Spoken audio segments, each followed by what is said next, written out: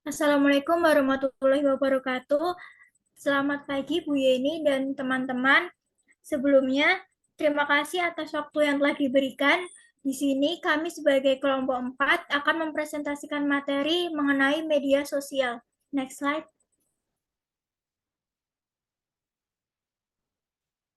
Selanjutnya, anggota kelompok kami ada yang pertama Talita Masyalia Putri, yang kedua ada Depi Dwi Anggraini, yang ketiga ada Fares Ratwa Raihana, dan yang keempat ada Nanda Angelika. Next slide. Materi yang akan kita pelajari hari ini, yang pertama ada pengertian dan karakteristik media sosial, yang kedua jenis dan manfaat media sosial, yang ketiga kelebihan kekurangan dan perbedaan media tradisional dengan media sosial, yang keempat pengertian dan contoh jejaring sosial, yang kelima macam-macam dan positif negatif jejaring sosial. Next slide. Selanjutnya ada pengertian media sosial yang menurut ahli, yaitu Becca Lewis, dalam karyanya yang berjudul Social Media and Strategic Communication Attitude and Perfection Among College Students yang terbit pada 2010, menyatakan media sosial merupakan suatu label yang merujuk pada teknologi digital yang berpotensi membuat seseorang untuk saling terhubung dan melakukan interaksi, produksi, dan berbagai pesan. Yang kedua, menurut Dave Karpan dalam bukunya yang berjudul Likable Social Media mengemukakan bahwa media sosial memiliki definisi sebagai suatu tempat kumpulan gambar, video, tulisan, hingga hubungan interaksi dalam jaringan, baik antar individu maupun antar kelompok. Next slide. Selanjutnya, karakteristik media sosial menurut Nasrullah di tahun 2016. Yang pertama ada jaringan. Kata jaringan itu bisa dipahami dalam terminologi bidang teknologi seperti ilmu komputer yang berarti infrastruktur yang menghubungkan komputer maupun perangkat keras lainnya. Yang kedua ada informasi. Informasi menjadi entitas yang penting di media sosial sebab media sosial lainnya itu mengkreasikan representasi identitasnya, memproduksi konten, dan melakukan interaksi berdasarkan informasi. Yang ketiga ada arsip.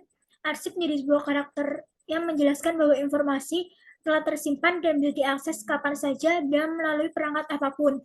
Yang keempat, interaksi menyatakan bahwa interaksi merupakan proses yang terjadi di antara pengguna dan perangkat teknologi. Kehadiran teknologi dan perangkatnya telah menjadi bagian yang tidak bisa dilepaskan dari kehidupan sehari-hari. Yang terakhir ada berbagi, sharing atau berbagi.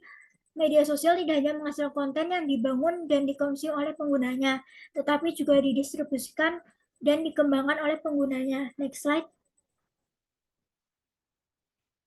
Selanjutnya ada jenis media sosial. Yang pertama ada social network. Dalam layanan ini pengguna biasanya saling mengirim pesan, informasi, foto, hingga video. Contoh social network itu ada Facebook, Twitter, dan LinkedIn. Yang kedua ada discussion forums. Tujuannya untuk mencari, berdiskusi, berbagi berita, informasi, serta opini. Contohnya ada Reddit, Quora, dan Dig.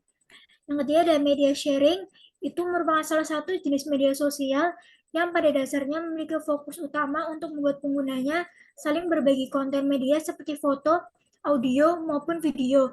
Contohnya ada Instagram, YouTube, dan Snapchat. Next slide. Selanjutnya ada blogging dan publishing network. Tujuan user menggunakan jaringan ini untuk menerbitkan, menemukan, dan mengomentari konten secara online. Contohnya WordPress, Tumblr, dan Medium. Selanjutnya ada social shopping network.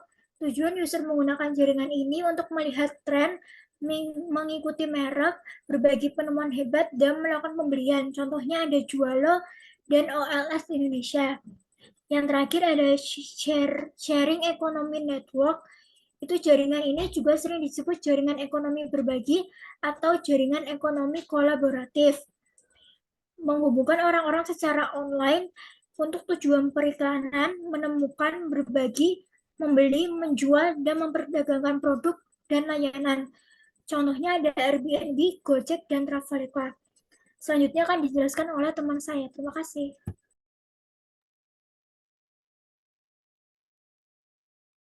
Oke, yang selanjutnya ada kelebihan dan juga kekurangan dari media sosial. Yang pertama ada gratis. Salah satu yang menjadi kelebihan media sosial ialah bisa diakses dimanapun dan kapanpun dengan cuma-cuma oleh para penggunanya. Kemudian ada mudah digunakan, tampilan yang simpel dan mudah dimengerti membuat media sosial mudah digunakan dari segala usia. Kemudian yang ketiga ada mudah dikelola. Pengguna tidak perlu mengeluarkan biaya apabila media sosial sedang ada perbaikan atau maintenance. Pengguna hanya perlu memperbarui platform yang digunakan untuk bisa menikmati layanan yang disediakan oleh platform tersebut dengan mudah. Kemudian ada sarana kreativitas. Media sosial juga bisa menjadi tempat sarana penyalur bakat dan kreativitas anak muda pada zaman sekarang. Kemudian yang kelima ada jangkauan yang luas. Keunggulan ini memudahkan penggunanya untuk menjangkau pengguna lain yang jaraknya jauh dari pengguna tersebut. Kemudian yang terakhir ada sebagai media pembelajaran. Nah, selain sebagai media komunikasi, media sosial juga dapat dijadikan sarana pembelajaran atau sarana pendidikan. Kemudian ada kekurangan dari media sosial. Yang pertama itu ada sering disalahgunakan. Media sosial ini sering disalahgunakan oleh pihak yang tidak bertanggung jawab. Jadi para pengguna tetap harus waspada dan bijak dalam penggunaan media sosial. Kemudian yang kedua ada kontrol yang terbatas. Kekurangan media sosial ini jadi siapapun dapat dengan mudah berkomentar negatif ataupun positif di pengguna media sosial lain. Nah, kemudian yang ketiga ada munculnya situs yang tidak pantas. Banyaknya situs yang tidak pantas menjadi salah satu faktor dampak negatif yang ada di media sosial, membuat menurunnya moral dan sopan santun para anak muda zaman sekarang. Kemudian yang keempat ada efek kecanduan. Media sosial ini juga dapat menyebabkan kecanduan. Hal ini biasanya disebabkan akibat terlalu lama menggunakan media sosial. Kemudian yang kelima ada maraknya phishing. Phishing itu merupakan pengelabuhan dalam istilah komputer. Phishing merupakan bentuk penipuan dengan tujuan mendapatkan informasi atau data pribadi dari pengguna lain seperti kata sandi, email account, kartu kredit, dan data pribadi pengguna lain. Kemudian yang terakhir ada maraknya fake account. Di zaman sekarang ini pasti banyak pengguna yang membuat akun palsu dengan maksud dan tujuan tertentu, menjadi salah satu kekurangan dari media sosial. Contohnya mereka itu mengaku bahwa dirinya artis atau selebgram yang bertujuan untuk mencemarkan nama baik orang lain atau untuk melakukan penipuan. Next slide. Kemudian yang selanjutnya ada perbedaan media tradisional dan media sosial. Yang pertama ada dari definisinya. Media sosial adalah istilah untuk situs web dan aplikasi yang memungkinkan pengguna membuat dan berbagi konten atau berpartisipasi dalam jejaring sosial, sedangkan media tradisional adalah istilah untuk segala bentuk komunikasi massa yang tersedia sebelum pengenalan media digital. Kemudian ada dari segi contoh, di media sosial ini terdapat Facebook, YouTube, Instagram, Twitter, LinkedIn, Wikipedia, dan juga Pinterest. Kalau di media tradisional ada televisi, radio, surat kabar, dan juga majalah. Kemudian dari segi sifat komunikasi, mohon maaf ini ada kesalahan. Seharusnya yang media sosial itu komunikasi dua arah, sedangkan yang media tradisional itu komunikasi satu arah. Kemudian ada kontrol, kalau media sosial memiliki kontrol lebih besar atas pesan yang ingin kita sampaikan, sedangkan media tradisional itu tidak memungkinkan adanya banyak kontrol. Kemudian dari segi internet, kalau media sosial itu tergantung pada internet atau yang sering kita sebut online atau daring, sedangkan media tradisional itu tidak tergantung pada internet atau yang sering kita sebut offline atau luring. Kemudian dari segi perubahan, Media sosial itu dapat diubah kapanpun kita mau, sedangkan media tradisional itu tidak dapat diubah setelah diterbitkan. Next slide. Oke, untuk yang selanjutnya akan dijelaskan oleh teman saya. Baik, selanjutnya ada manfaat media sosial. Yang pertama ada sosial media untuk bersosialisasi. Manfaat media sosial yang paling sering kita peroleh adalah memudahkan orang-orang untuk melakukan sosialisasi atau berhubungan dengan orang lain secara online. Sesuai dengan namanya, media sosial adalah salah satu tempat atau wadah orang-orang untuk bersosialisasi antar individu. Yang kedua ada memperluas lingkaran pertemanan. Dengan menggunakan media sosial, kita dapat bertemu dan juga berkenalan dengan orang baru. Terlebih saat kita bergabung dengan sebuah komunitas. Yang ketiga, penunjang bisnis yang sedang dibangun. Untuk orang-orang yang mempunyai bisnis atau sedang membangun bisnis, media sosial menjadi salah satu platform yang bisa digunakan untuk mempromosikan berbagai macam produk yang mereka jual. Yang keempat, memperoleh ilmu baru. Tidak hanya dipakai untuk berkomunikasi dengan orang lain atau menyebarkan konten-konten hiburan, media sosial juga sering digunakan untuk memberikan berbagai materi edukatif. Yang kelima, bergabung dengan grup yang bermanfaat. Media sosial sangat memungkinkan untuk membuat grup yang bermanfaat berdasarkan minat dan juga profesi kita. Yang keenam, sebagai sarana dokumentasi, integrasi, dan administrasi. Manfaat media sosial selanjutnya yang bisa kita peroleh yaitu sebagai sarana dokumentasi, integrasi, dan juga administrasi. Berbagai aplikasi media sosial pada dasarnya merupakan sebuah tempat untuk menyimpan berbagai macam konten, mulai dari informasi, profil, reputase, rekam peristiwa, dan lain sebagainya. Yang ketujuh, sarana perencanaan, manajemen, dan juga strategi. Media sosial dapat berubah menjadi salah satu senjata yang bisa digunakan untuk melancarkan perencanaan dan juga strateginya. Misalnya untuk melakukan promosi, pelanggan setia, menjajaki pasar, mendidik publik, sampai mengumpulkan tanggap dari berbagai konsumen ataupun masyarakat. Yang kedelapan, sarana hiburan. Media sosial juga bisa digunakan untuk sarana mencari hiburan. Kamu bisa meluangkan waktu untuk bermain-main di media sosial dan menemukan berbagai macam hal yang menarik dan menghibur, mulai dari cerita lucu, gambar lucu, atau kutipan yang menarik.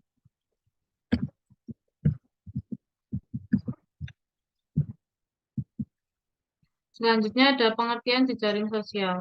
Jejaring sosial merupakan penggunaan situs media sosial yang berbasis internet untuk tetap terhubung dengan teman, keluarga, kolega, pelanggan, atau klien. Situs jejaring sosial adalah aplikasi yang memungkinkan pengguna untuk terhubung menggunakan profil pribadi atau akun pribadinya. Adapun contoh berbagai situs jejaring sosial seperti Friendster, Facebook, Foursquare, MySpace, Twitter, juga termasuk BlackBerry Messenger. Jejaring sosial juga memiliki tujuan sosial dan tujuan bisnis. Jejaring sosial telah menjadi bisnis yang signifikan bagi pemasar yang ingin melibatkan banyak pelanggan.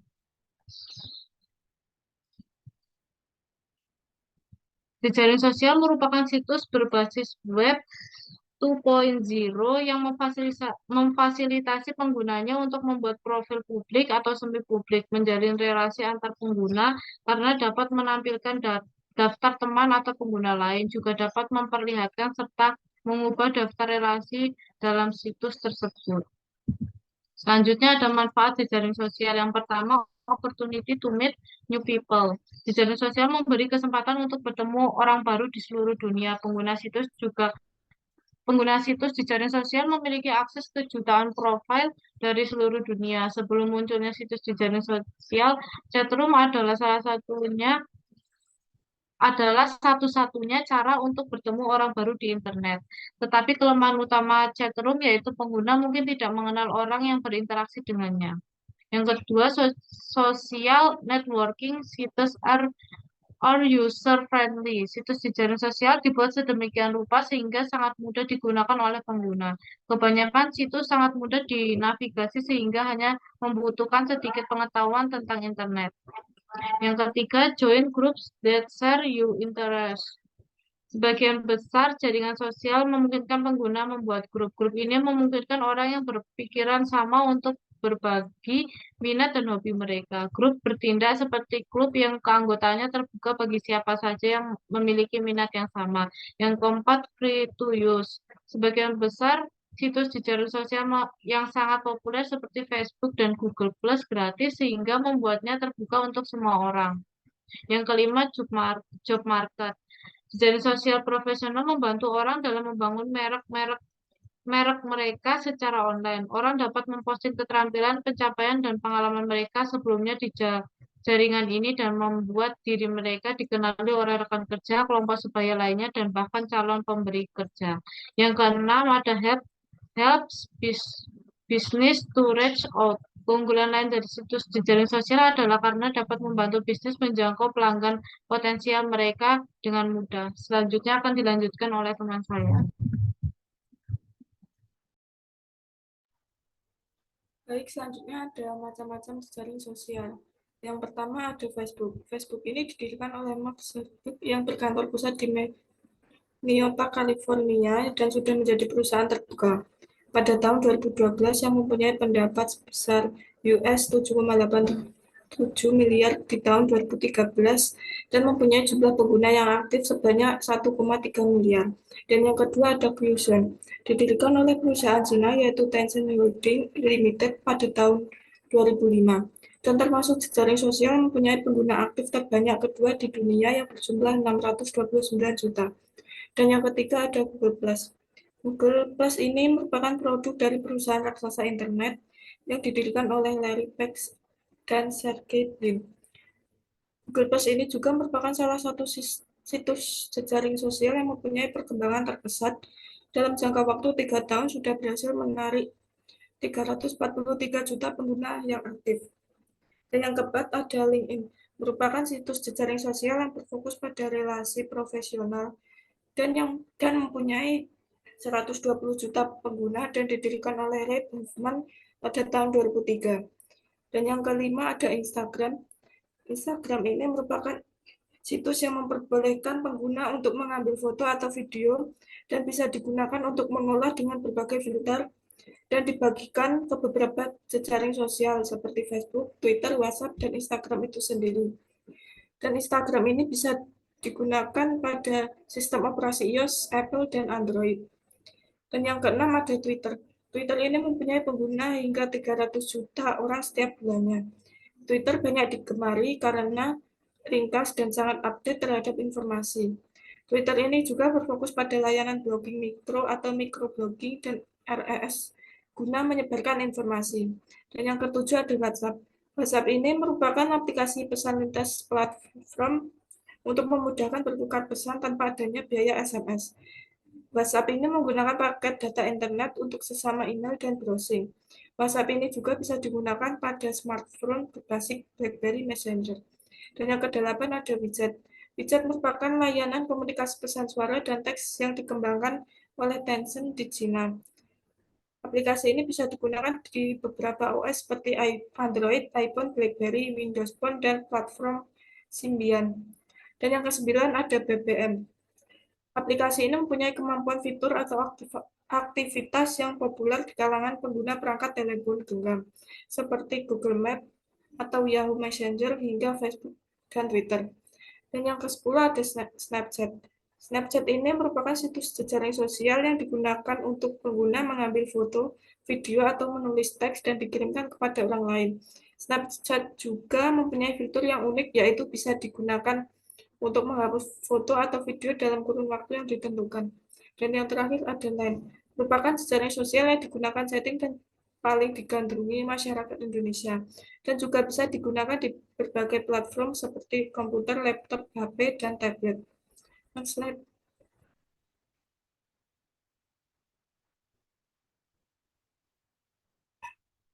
Selanjutnya ada positif dan negatif jejaring sosial. Yang pertama ada dampak positif. Nomor 1 sebagai media penyebaran informasi. Informasi yang up-to-date sangat mudah menyebar melalui situs jejaring sosial hanya dalam waktu tempo beberapa menit setelah kejadian. Yang kedua, sebagai sarana untuk mengembangkan keterampilan dan sosial. Mengasah keterampilan teknis dan sosial merupakan kebutuhan yang wajib dipenuhi agar bisa bertahan hidup dan berada dalam neraca persaingan di era modern seperti sekarang ini. Dan yang ketiga, ada memperluas jaringan dalam pertemanan. Kelebihan ini bisa dimanfaatkan untuk menambah wawasan, bertukar pikiran, saling mengenal budaya, dan ciri khas daerah masing-masing. Dan yang terakhir ada sebagai sarana promosi dagang. Jejaring sosial juga bisa digunakan sebagai sarana untuk mempromosikan iklan yang disebut dengan jual beli online. Dan yang kedua ada dampak negatif. Yang pertama ada kejahatan dunia maya atau cybercrime. Seiring berkembangnya teknologi, berkembang pula kejahatan. Di dunia internet, kejahatan dikenal dengan nama cybercrime. Kejahatan dunia maya ada beberapa macam, di antaranya seperti coding, hacking, cracking, phishing, dan spamming. Dan yang terakhir ada menimbulkan kecanduan. Jejaring sosial bagi remaja dan anak-anak merupakan situs jejaring sosial yang akan mengakibatkan kecanduan dan tidak mengenal waktu. Kecanduan jejaring sosial diantaranya mereka menjadi malas karena terlalu asik dengan jejaring sosial mereka dan lupa akan kewajiban mereka sebagai pelajar. Dan mereka juga akan bersikap egois, tidak peduli dengan lingkungan sekitar karena waktu yang mereka miliki dihabiskan untuk mengakses internet. Selanjutnya saya kembalikan ke moderator.